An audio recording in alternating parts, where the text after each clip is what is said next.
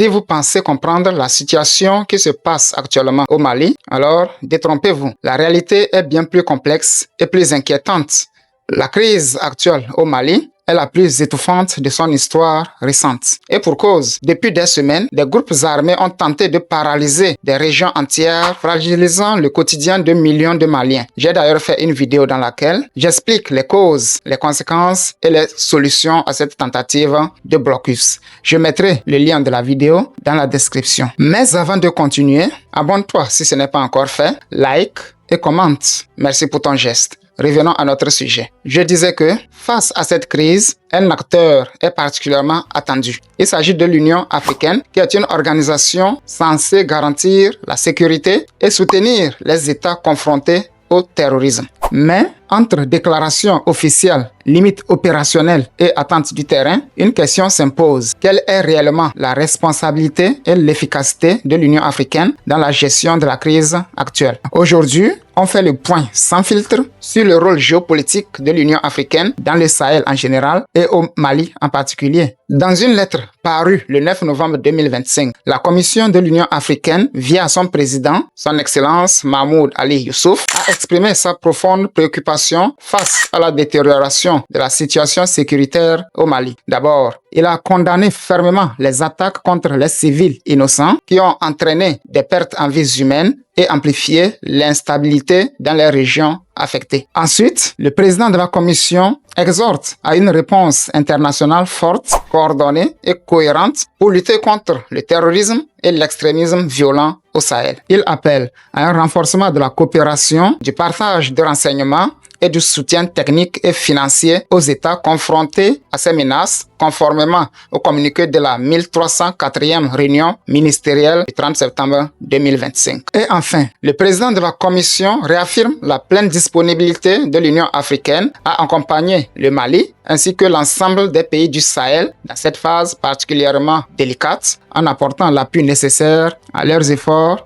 en faveur de la paix et de la stabilité. La question que je me pose, comme tout bon Africain, est celle-ci. Où était-elle depuis ces années où le terrorisme sévit dans le Sahel et particulièrement au Mali? L'Union africaine est toujours restée dans les condamnations sans action concrète, ce qui laisse présager qu'elle est une organisation inefficace, non courageuse et non engagée pour la cause africaine. Mais est-ce que vous vous êtes posé la question de savoir pourquoi l'Union africaine est toujours restée muette face aux problèmes sahéliens? Je vous explique tout. Sans surprise, il y a une explication à ce comportement. Car l'Union africaine est financée par l'Union européenne à hauteur de 30 milliards d'euros consacrés à l'Afrique subsaharienne, ce qui n'est pas un financement sans impact sur les capacités à décider de l'Union africaine. Elle ne peut qu'attendre les injonctions de son bailleur de fonds, ce qui est normal, car celui qui demande est toujours dans une position de faiblesse. Quoi que l'on dise, la décision d'agir ne dépend pas de l'Union africaine, mais plutôt de l'Union européenne qui ne prendrait pas de mauvaises décisions au risque de saboter ses intérêts, vu que le sous-sol du Sahel est vraiment capital pour l'industrie européenne. Au fait, ce que moi je ne comprends pas est ceci. Comment se fait-il qu'une organisation de cette taille n'est pas capable de lever des fonds pour son fonctionnement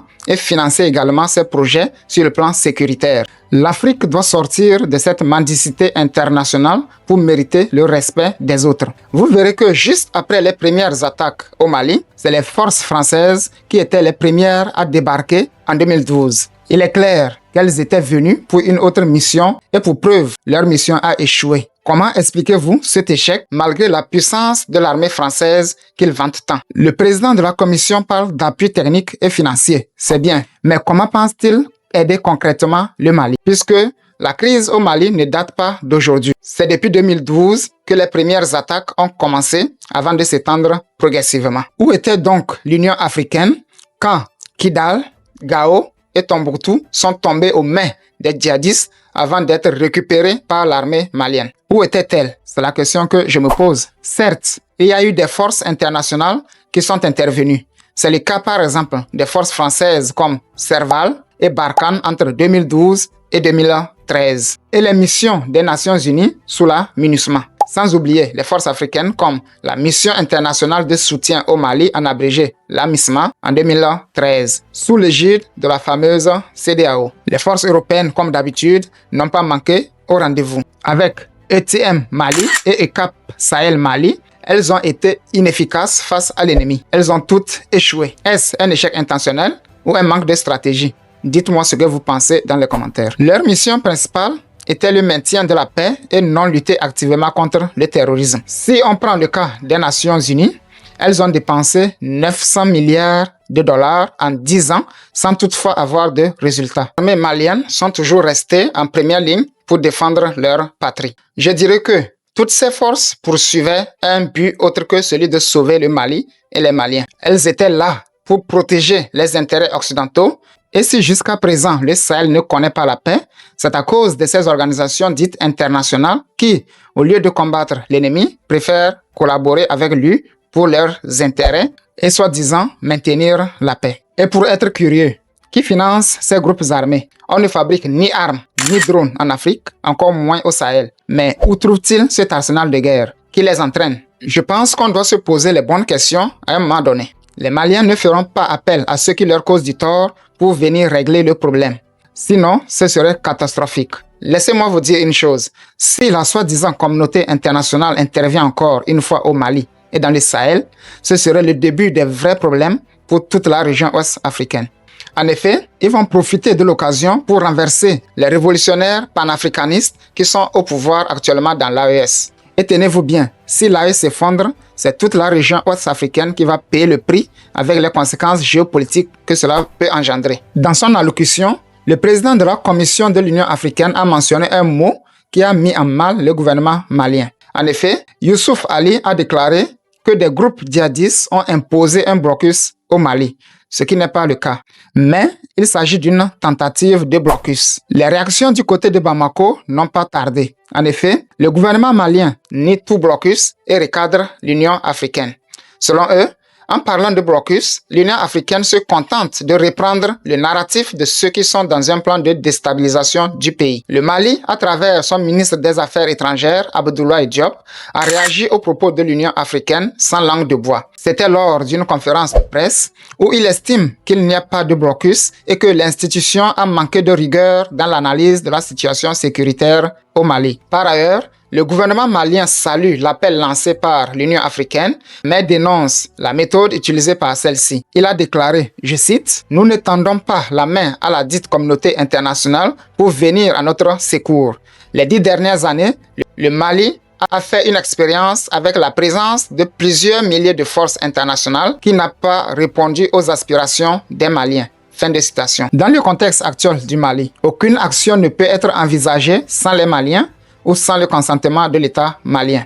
Pour être efficace, l'Union africaine doit mêler déclarations et actions concrètes afin d'être à la hauteur de la crise actuelle au Mali. Ce que l'Union africaine doit comprendre, il ne s'agit pas de rester loin de la réalité et tenir des déclarations, mais plutôt de se rendre sur le terrain afin de comprendre ce qui se passe. Ensuite, trouver des solutions, lesquelles solutions seront appliquées avec l'accord des Maliens. Cette démarche consiste à respecter la souveraineté du peuple malien. Bref, c'est ce que demande le peuple malien et pas plus. Malgré des mandats clairs et des principes d'intervention bien établis, l'Union africaine peine encore à démontrer une efficacité réelle dans la gestion de la crise malienne. Nous reconnaissons qu'elle a joué un rôle diplomatique important et apporté un soutien institutionnel, mais son action demeure limitée par le manque de moyens, surtout financiers. Les divergences entre les États membres est une cause aussi de son échec. La concurrence des autres acteurs régionaux en fait partie. Pour redevenir un acteur crédible, je propose à l'Union africaine de se renforcer sa capacité d'anticipation, d'intervention